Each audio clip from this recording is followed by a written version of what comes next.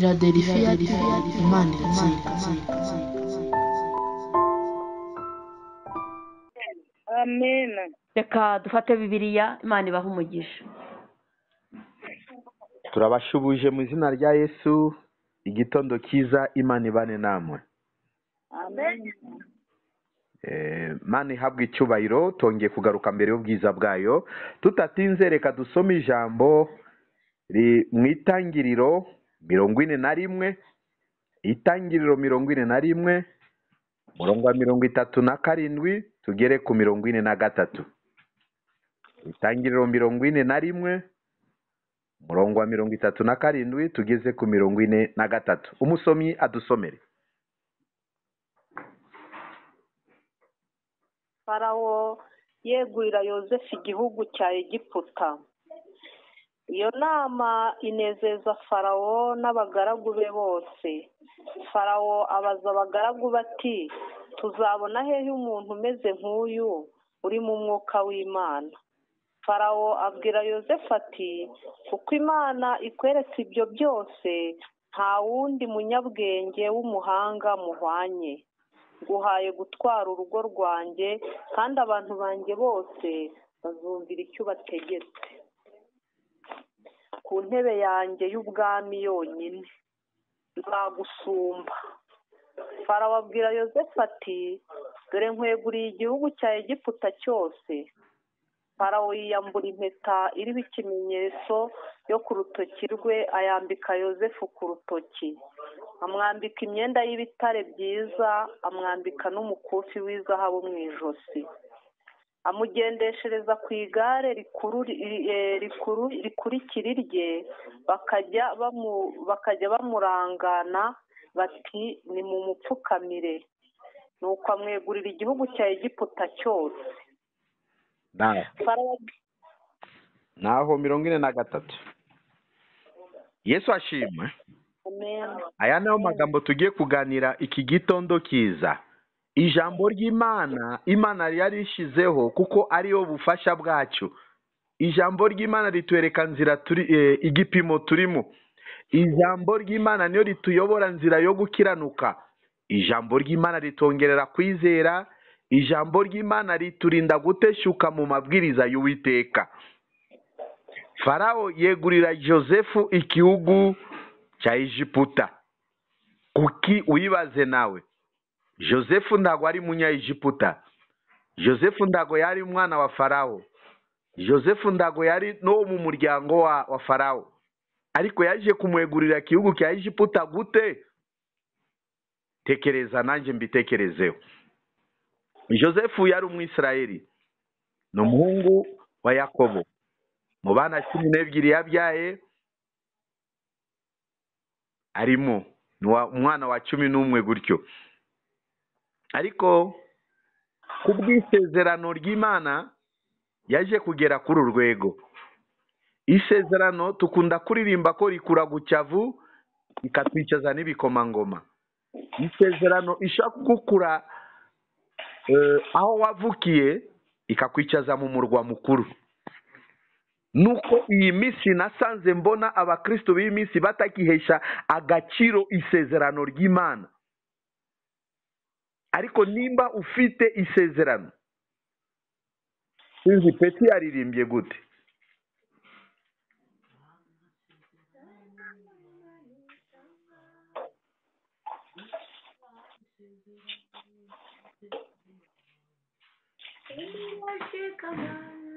Ati amasezerano y'Imana itanga, nimba mundu yahawe isezerano n'Uwiteka Imana, agomba gukomera ashikame yizere ko Imana izakora ibyo yamubwiye, azayasohoza.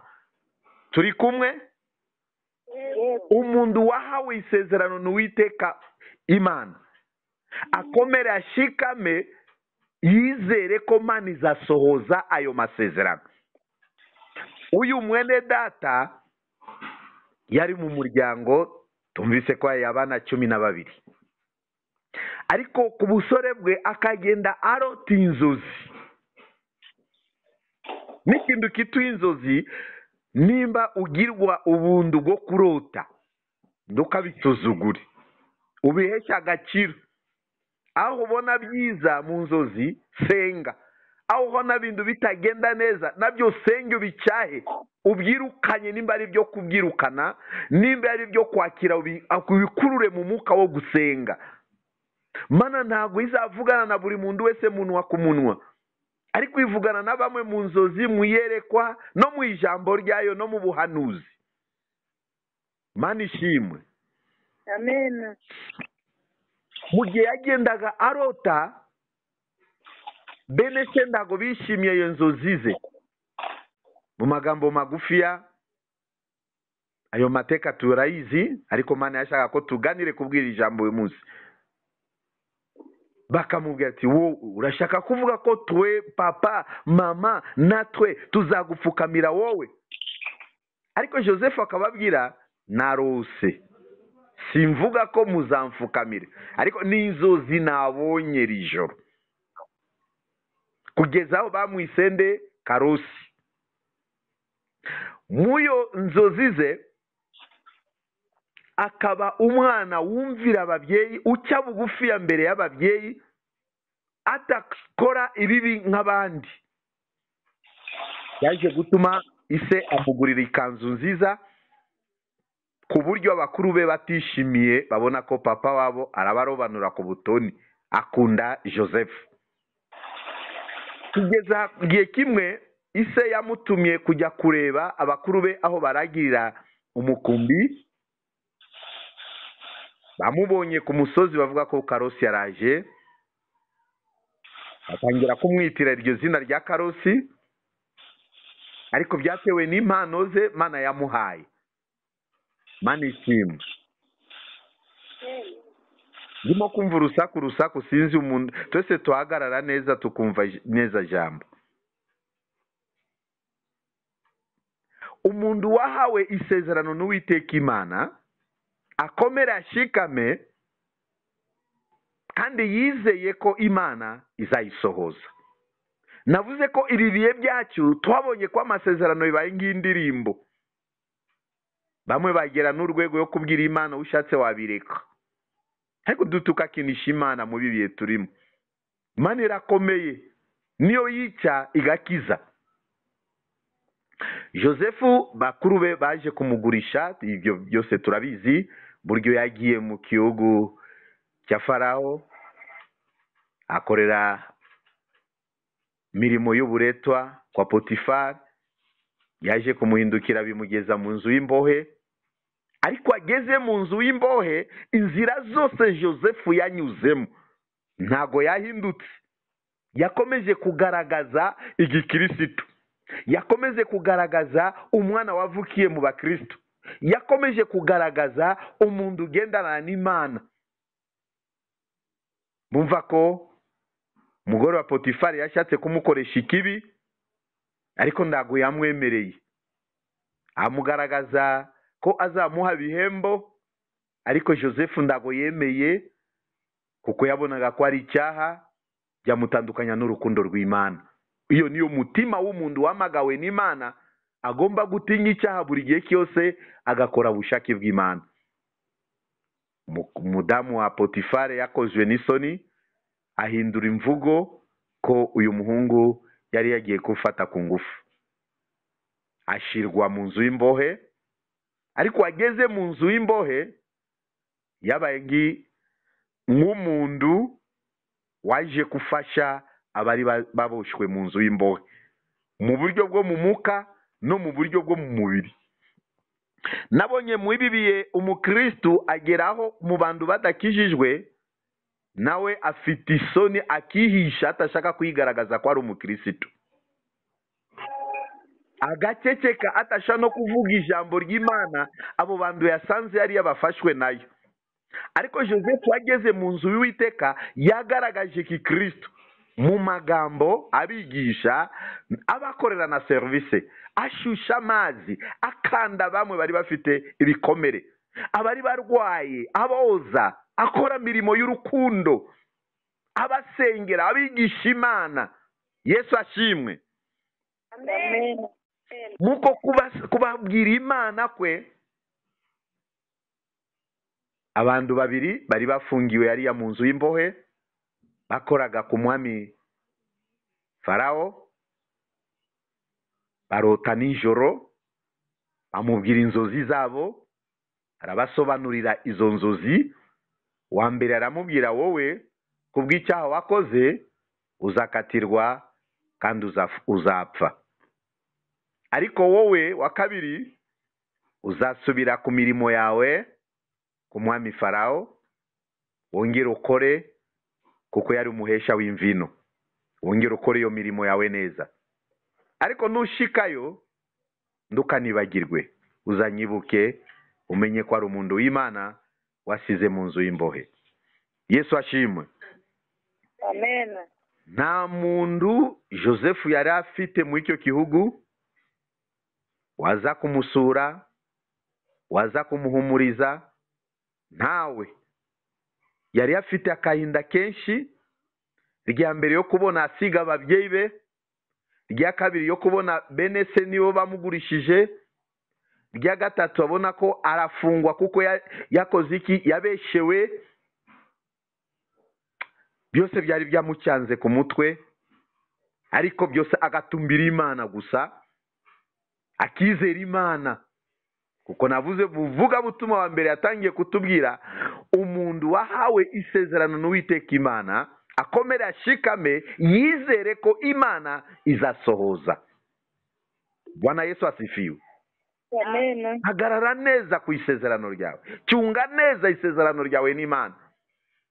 Ntukanizere amasezerano umuntu yaguhaye, ariko wizere cyane isezerano wahawe n'Imana ko izayisohoza, nuko byatinda, nuko nukubona bikomeye. Wumva ko mwene data Joseph byamucishe no mu nzu y'imbohe. Isezerano rirazunguza, isezerano rishobora gutuma umuntu asuzuguzwa, agatukwa, akangwa n'abantu bose, ariko wahawe isezerano agomba gukora iki? Gushikama, akizera Imana ku buzima bwe. Ageze uwo umukozi wa kwa Farawo yashubijwe ku mirimo, agezeyo akomeza gukora mirimo ye nk'uko bisanzwe. Mu magambo magufi aramwibagirwa. Farawo yaje kurota inzozi, binanira abapfumu n'abanyabwenge mu gihugu cye, abura n'umuntu n'umwe ushobora gusobanura iyo nzozi. Farawo ararakara ku rwego rwo kubwira ko abo banyabwenge bwe bose bagomba gupfa cyangwa gufungwa. Ariko wa mukozi waheshaga umwami imvino aza kwibuka amagambo Joseph yamurotoroye, kandi byarasohoye. Agera mbere y'umwami ati, ari umuhungu uri muri gereza w'umuheburayokazi w'umuheburayo, yansobanuye inzozi nararose ndi muri gereza, twari turi bantu babiri, aturotorera iyo nzozi, kandi ibyo yatubwiye byose byabayeho. Yesu ashimwe. Amen. Byari kuba byiza watuma k'uwo muntu ashaka kutuha igisubizo mu nzozi warose. Mano y'Imana ntabwo ari ikintu cyo gukinisha, ni ubutunzi bukomeye Uwiteka yatuhaye, yo gufasha abarushe n'abaremereye, yo gukomeza murimo wa data, na nuko natwe bizatuhesha umugisha. Mano y'umuntu iramuhesha umugisha, n'umunsi umwe tukajya mu bwami bwo mu ijuru. Baza kukura Joseph muri gereza, ubwanwa bwamurenze, misatsi yamurenze, nta mwenda wo kuhindura yari afite, ariko baramureba nawe mbere yo kumugeza kwa Farawo, bamucisha muri salo, agakora suko zose, bamwogosha imisatsi n'ubwanwa, bamukuramo inzara, bamwambika zindi myenda myiza, agera mbere, bamugeza mbere y'umwami. Izo zose zari inzira mundu anyuramo mu murongo, mu rugendo rw'amasezerano. Ageze mbere y'umwami, umwami aramubwira nararose, sinzi nimba ushaka kunsobanurira inzozi narose, hanyuma ukampa ubusobanuro bw'iyo nzozi. Joseph aramubwira, si njyewe, ariko ni Imana ubikora. Umwana w'abandi arasenga, amaze gusenga, Farawo ntabwo yamubwiye inzozi yarose, amaze gusenga yishyurirwa iyo nzozi umwami yarose, ko yarose abona inka 7 zibyibushe, inka 7 zinanutse, ariko akabona izo 7 zinanutse zamize za zindi zibyibushe. Ntabwo ariyo nzozi warose mwami? Ati niyo mwana wanje. None se bisobanura byayo bimeze gute? Ati nabyo ni Imana, ntabwo ari njyewe. Joseph muko yari afite umwuka w'Imana, arinda buzima bwejejwe, agendana n'Imana, agaragaza ki Kristo. Muririmbi umwe yaririmbi avuga ko arababazwa muri biye turimo, umuntu wari umukristo hano muri Afrika akagirwa bundu bwo kujya mu Burayi, ageze mu Burayi aragwa abamupagani. Ati nabonye nundi wari umukristo mu Burayi aza muri Afrika, ageze muri Afrika arahinduka aragwa. Hari undi umuntu wari umukristo mu gihe yari umukene, Imana maze kumukiza aribagirwa Imana, ahindukira tena isi.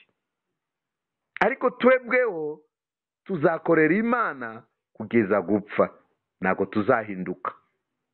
Uyu muhamagaro ntago ari wo kwiyoberanya, uwo muhamagaro no kuba mu gipimo kiza kikugaragariza imbuto nziza yo kuba mundu w'Imana.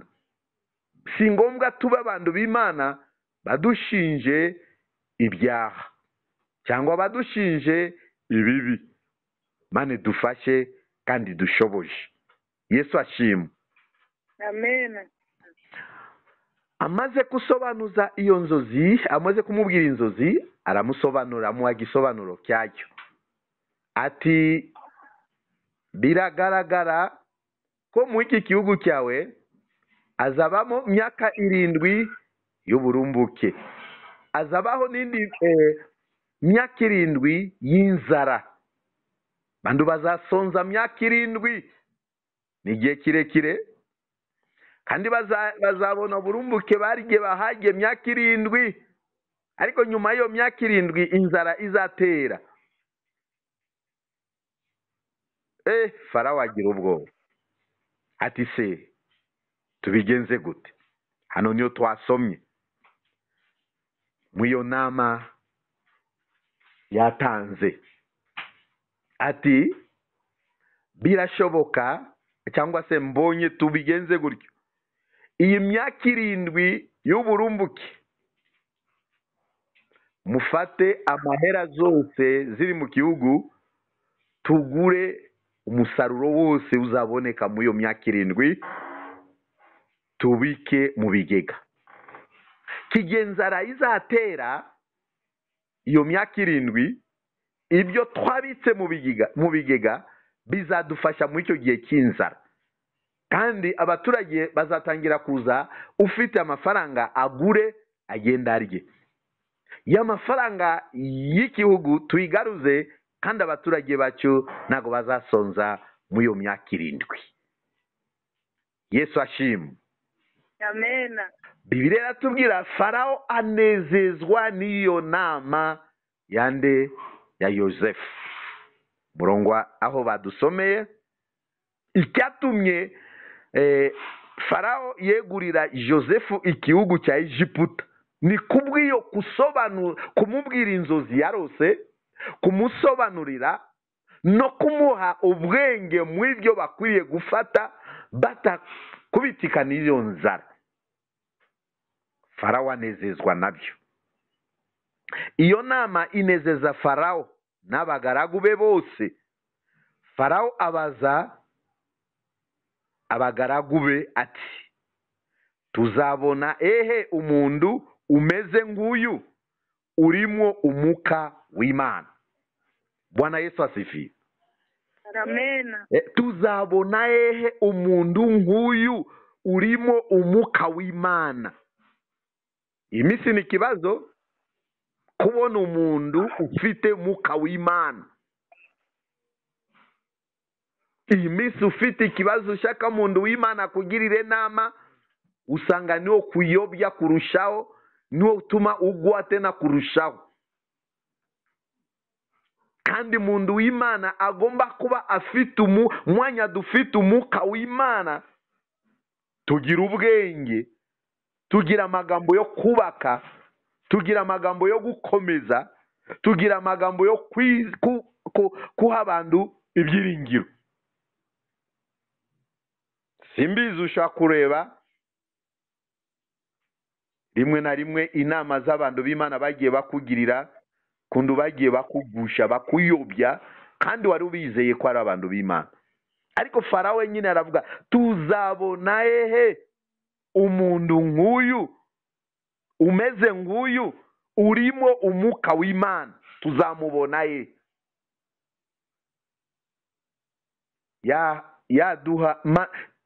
Yadufasha uyu munsi, Imana ikatuha natwe uwo mwuka wayo. Yesu ashimwe. Amen. Hariya ku kazi ujya kwirirwa, abantu bakabona ko ufite umwuka w'Imana. Mu mudugudu aho twirirwa, bakabona ko dufite umwuka w'Imana. Mu miryango yacu bakatubona ko dufite umwuka w'Imana.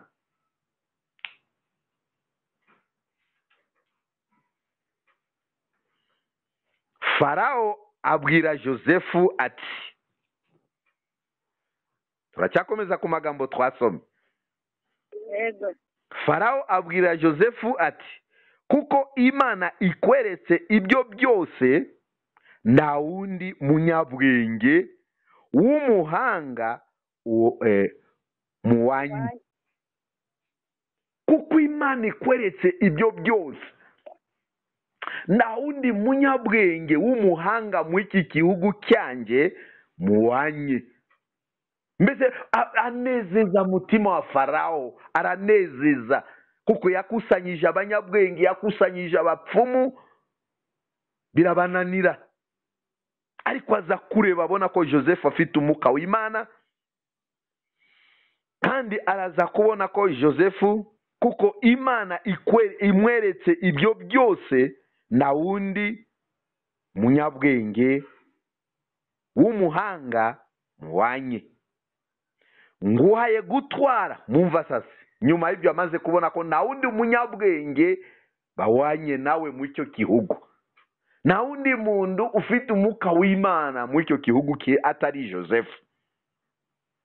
Wa wundi waje nk'umunyagano, wagurishijwe n'umuryango, ikura gucyavu ikicaza n'ibikomangoma. Nimba umaze kwibagirwa ku masezerano y'Imana, wongere wisabe imbabazi, witotombe amasezerano, wafobye amasezerano, bizaba ryari? Ariko gihe yatubwiye, ntabwo yatubwiye igihe bizaba. Gusubizwa kw'isezerano biterwa nayo yonyine. Ube mwizerwa gusa, wizere ko Imana izayisohoza. Kuko Imana ikweretse ibi byose, nta wundi munyabwenge w'umuhanga mu wanyu. Nguhaye gutwara urugo rwanjye. Mwumva aho umwami ajya kuha umunyagano gutwara urugo rwe, umwami. Kandi abantu banjye bose bazumvira icyo ubategetse.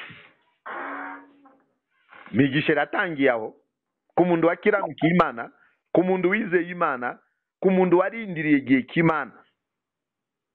Nguhaye gutwara urugo rwanjye, kandi abantu banjye bose bazakumvira. Icyo utegetse ku ndebe yanjye y'ubwami yonyine, nzagusumba. Abantu banjye bose, nguhaye gutwara urugo rwanjye, kandi abantu banjye bose bazumvira icyo utegetse ku ndebe yanjye y'ubwami yonyine nzagusumba. Tangira kuhabwa nawe bisubizo byo kumugeza ku isezerano ry'Imana.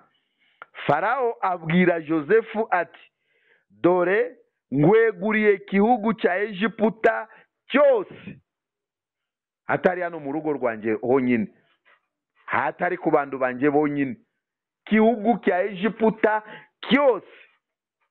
Tufate nguko wava icyangugu kugera ikibungo, tukafata kuva nimba mupaka wa Bugande kugera ku mupaka w'u Burundi. Yesu ashimwe. Amen. Dore ngweguriye igihugu cyanjye cyose. Egiputa Josefu w'abandi aratuza aceceka. Egiputa nawe ni igihugu kinini kisha kuruta iki gihugu cyacu. Araceceka. Josefu arimo guteka ati, ni njyewe cyangwa se atari njyewe? Njyewe nabona umugisha nguyu. Murongo ukurikiraho 42. Farawo yiyambura impete iriho ikimenyetso cyo ku rutoki rwe, ayambika nde? Josefu ku rutoki. Mbese kera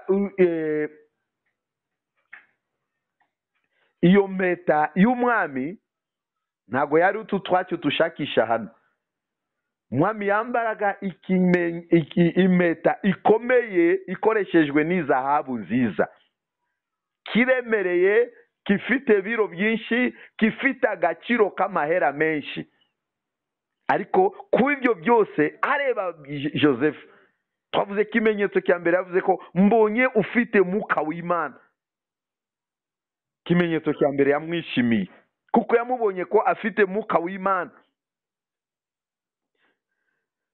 Kuko cya kabiri cyari kuko Imana yakweretse ibyo byose, nta wundi munyabwenge w'umuhanga muhanye nawe.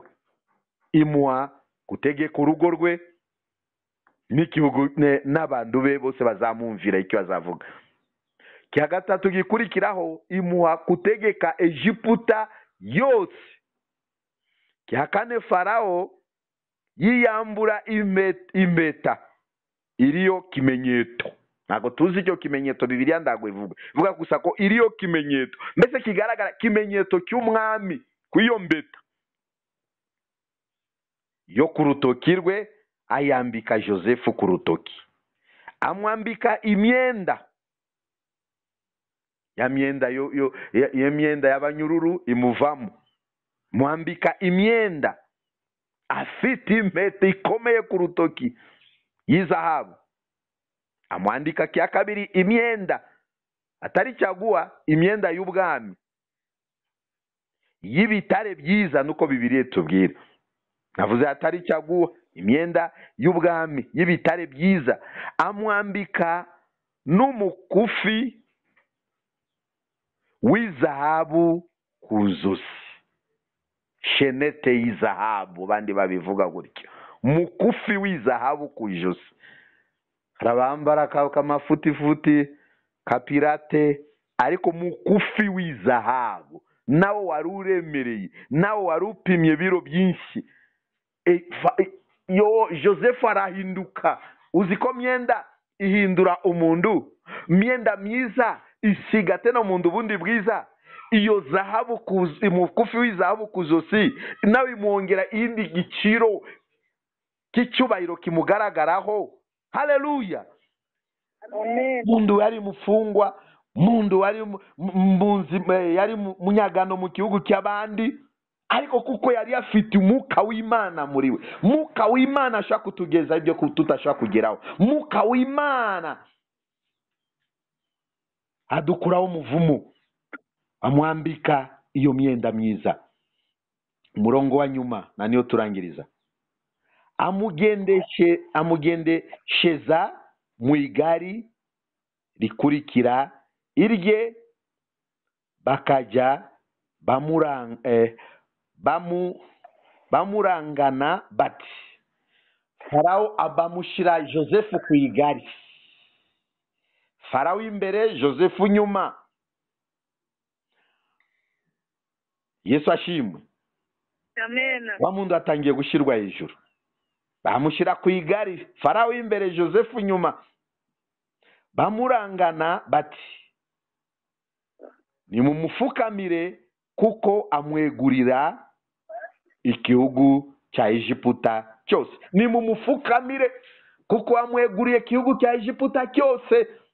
Ibi byose navuze nuko uyu muntu yihanganiye mu masezerano y'Uwiteka Imana ye, akizera ko Imana izayisohoza. Munsi waje kugera amaze gusobanuza iyo nzozi imbere y'umwami, mwami arareba avuga ko nta wundi munyabwenge muwanye nawe mu iki gihugu cyanje, uko bisaba we tukugabize urugo rwanjye, abantu banje bose bazakumvire, kandi nguhaye kutegeka Egiputa yose. Amwambika mukufi w'izahabu ku ntoki, amwambika myenda y'igitare cyiza, amwambika n'umukufi w'izahabu yo ku zosi. Anyuma amushyira ku igare, agenda nyuma ye, farawo mbere Yosefu nyuma, ati nimumufukamire kuko amweguriye igihugu cye cya Egiputa cyose. Nuko Satani atubabaza, nuko Satani aturasa myambi, ariko twizeye ko Imana iriho, Imana ishobora byose. Bibazo byose urimo kuhura nabyo ntabwo uragera ku gipimo cy'uyu muntu w'Imana Yosefu yahuye nayo, kandi nuko yaciye mu izi nzira yakomeje kuba mukiranutsi. Ariko iyi minsi abantu batakiranukira Imana nguko bikwiriye, abantu bagiye bapfobya amasezerano y'Imana yabahaye, abantu bagiye batukisha amasezerano y'Imana yabahaye, abantu bagenda bateshuka mu nzira y'amasezerano y'Imana, abantu bagiye bava mu masezerano nta mpamvu, abantu bagiye bakora ibyaha kandi abarabanya amasezerano. Yesu atufashe uyu munsi mwiza, birashaka ko natwe twongere tugarukira Imana, twizeye ko amasezerano twahawe n'Uwiteka Imana nitwizera Imana izayasohoza. Yesu ashimwe. amen Niki kiguca intege? Abantu basige barakarira Imana, abantu baritotombera Imana, abantu barivovotera Imana kubw'amasezerano yayo. Navuze ijambo rimwe hano, ushobora kumenya munsi yaguhaye cyangwa ibyo yakubwiye, ariko ntabwo yakwemeje munsi yazasohoza. Kuki wacika indege Imana itarasohoza? Kuki wavuye mu bushake bw'Imana? Kuki muntu atagendana n'Imana nguko bikwiriye? Kuki wacitse indege mu gusenga? Kuki waretse ubaye umunyandege ngeya ku murimo w'Imana? Kuki winjiza ibyaha hagati yawe n'Imana? Kuki utakora imirimo yo gukiranuka? Kuki utizera ko Imana hari icyo yakuvuzeho kandi hari umunsi Imana izayisohoza? Kuki mwananiwe kandi tutararangiza urugendo? Kuki mwacika indege ko tutarabasha gusorezwa amasezerano? Ariko Yosefu ibibazo byose yahuye nayo yari yihanganiye kugeza aho Imana yamushohoje iyo sezerano. Yosefu baramuhimbaza, Egiputa yose iramumenya. Yosefu aba wa kabiri mu icyo gihugu kuva kwa Farawo. Yosefu aba musimbura we. Yosefu bamuha burenganzira, mbese ubutunzi bwose bwa Egiputa babushyira mu maboko ya Yosefu. Iyo myaka 7 y'uburumbuke, Yosefu atangira kugurira abaturage imyaka yabo bashyira mu bubiko. Ninde wakofata mu butunzi bwe agushyire mu maboko? Sikizere gikomeye nuko yamubonye afite umwuka w'Imana, nuko yamubonyeho mu gihugu cye na undi munyabwenge nkawe. Se twebwe tuhagaze gute mu imizi? Bwana Yesu asifiwe. amen Turacyari kumwe? yego Twebwe tuhagaze gute? Bamwe ntago bakitekereza ku mutwe ko bafite isezerano, bamwe ntago bakitekereza ko munyamasezerano nakwifata gute mbere y'Imana, nakwirinda gute mbere y'Imana. Bibayemo mbese ntago tukireba ko ni Imana yatuhaye amasezerano. Bamwe bavuga ko abantu zibikigiye bagenda bivugira ibyo bashaka. Oya, hari amagambo iva ku Uwiteka. Umuhanuzi w'ukuri ntabwo avuga ibyo ashaka, avuga ibyo Imana imutegetse, akubwira umugambi w'Imana ku buzima bwawe. Ariko Josefu Imana yamugenderaga wenyine, akamwereka mu buryo bw'inzozi. Niyo Imana yavuganaga nawe. Yesu atufashe, tugiye gusenga Imana. Wagaze gute? Nanjye nahagaze gute? Se uracyafite ibyiringiro yo kwizera amasezerano y'Imana? Uko buza amafaranga uyu munsi ubona ko byarangiye, kuko burwayi bukubuza amahoro ubona ko byarangiye, uko ndakazi ufite uyu munsi bikwereka ko amasezerano ntabwo bizongera kubaho, buzima dufite mu minsi bikatwereka ko Imana yaraturetse. Oya, tugiye gusenga Imana. Imana yongere tene dukundisha amasezerano. Imana yongere tuwe mbuto yo kuyagarara nk'umunyamasezerano. Imana yongere ituwe tena kwizera yuko izadusoreza amasezerano. Tucyaye amajwi ya Satani, tukiranukira Imana bene data. Ibyaha ntabwo byatumye bene batubanjirije bagera Kanani.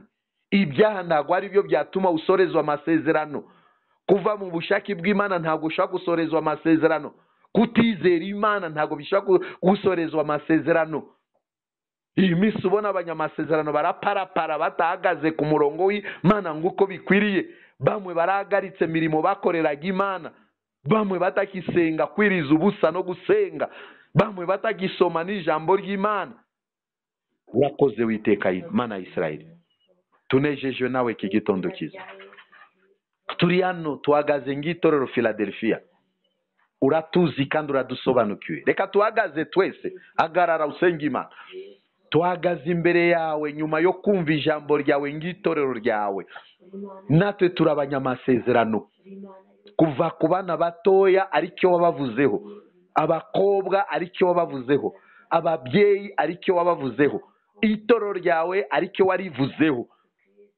Ariko iyi minsi ubona tutakizera amasezerano yawe nguko bikwiriye. Harimo indege nke ya kutasenga twiriza ubusa. Munyamasezerano aca mu bibazo, munyamasezerano aca mu muriro, munyamasezerano aca mu bigeragezo. Ariko arizera. Twebwe turagabanukiwe mu kwizera. Twebwe arabamwe bavuye mu bushake bwawe, arabamwe babiriyo ariko batabirimwo, arabamwe barakazwe n'amasezerano barara bitotomba ku manywa na nijoro. Utubabarire kuko ari we Data. Ubanzo tweze, ubanzo dutunganye. Twese turi mu aya materaniro abakuru n'abatoya, utubabarire utweze kutizera, tweze ubwoba, tubabarire gushidikanya, tubabarire Mana bitekerezo bipfuye, tubabarire Mana yacu mu ndege ngeya dufite, utweze dutunganye kuko ari we Mana. Nyuma yo kutubabarira turasaba zindi mbaraga zo kwizera. Utubyutse tena tubashe kongera kwibuka amasezerano yawe, twizere amasezerano yawe ko uzayisohoza. Utwambike imbaraga zo gusenga no kwiriza ubusa. Hari imyuka ziturasa myambi, hari imyuka zituboshe, hari imyuka zitashaka ko tuzasorezwa isezerano, ariko turashaka kuboko kwawe Mana. Utubohore mu izo mbaraga, utubohore mu izo migozi ya Satan, migozi y'abarozi mu izina rya Yesu, mivumo y'imiryango udukuremo kubw'izina rya Yesu Kristo kuko ari we Mana. Tegeka ushoboje itorero ryawe, abamaze gusubira inyuma mu buryo bwo kwizera, wongera ugarure kwizera, wongera ugarure imbaraga zo gukorera, imbaraga zo gusoma ijambo, imbaraga zo kwiriza ubusa no gusenga. Turinda amagambo itagira umumaro. Twirukane Satani mu nzu yawe. Turasenya imbaraga za Satani mu nzu yawe. Satani utashaka ko twabasha gusorezwa amasezerano. Satani urwanya amasezerano ya Philadelphia. Satani urwanya amasezerano ya buri muntu wese. Tegeka kubw'izina ryawe Yesu. Dore Josefu yageze ku rwego rwo gushyirwa mu nzu y'imbohe. Arazirikwa, atashobora gusohoka, atashobora gukora ibyo yifuza. ariko waje kumutabara mana ukamubohora ukamukura mu nzu y'imbohe. natwe dukure mu nzu y'imbohe badayimoni badushizemo, dukure mu nzu y'imbohe abarozi badushizemo, udukure mu nzu y'imbohe satani atuziritsemo. Fungura mirimo yawe, fungura itoro ryawe, fungura abantu bawe mana, fungura mu izina rya Yesu Kristo. Bohora amasezerano, bohora mu izina rya Yesu. Satani atsinzwe, abazimu batsinzwe. Yesu tushoboje kandi udukomeze kuko ari we mana.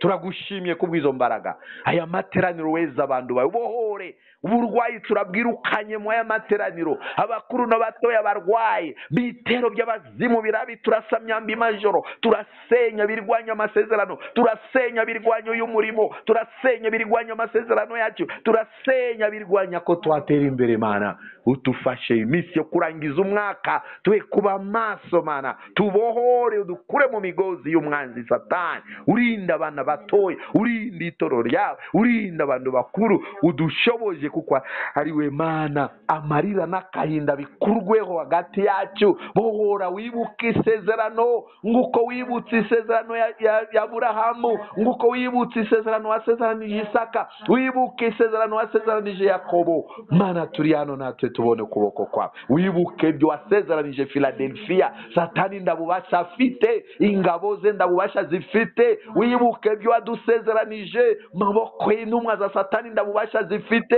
maboko ya Satani wenyine ndabubasha zifite. Ukuboko kwawe kugaragare mwana. Natwe tuye amahoro ku buryo bwo mu mubiri, utuye amahoro ku buryo bw'ubugingo, tubashe kugendana nawe nguko bikwiriye. Urakoze, cyubahiro kibi cyawe. Fasha buri muntu wese umugire neza kandi utukomeze mu izina rya Yesu. Amen. Philadelphia, Imana iratsinda.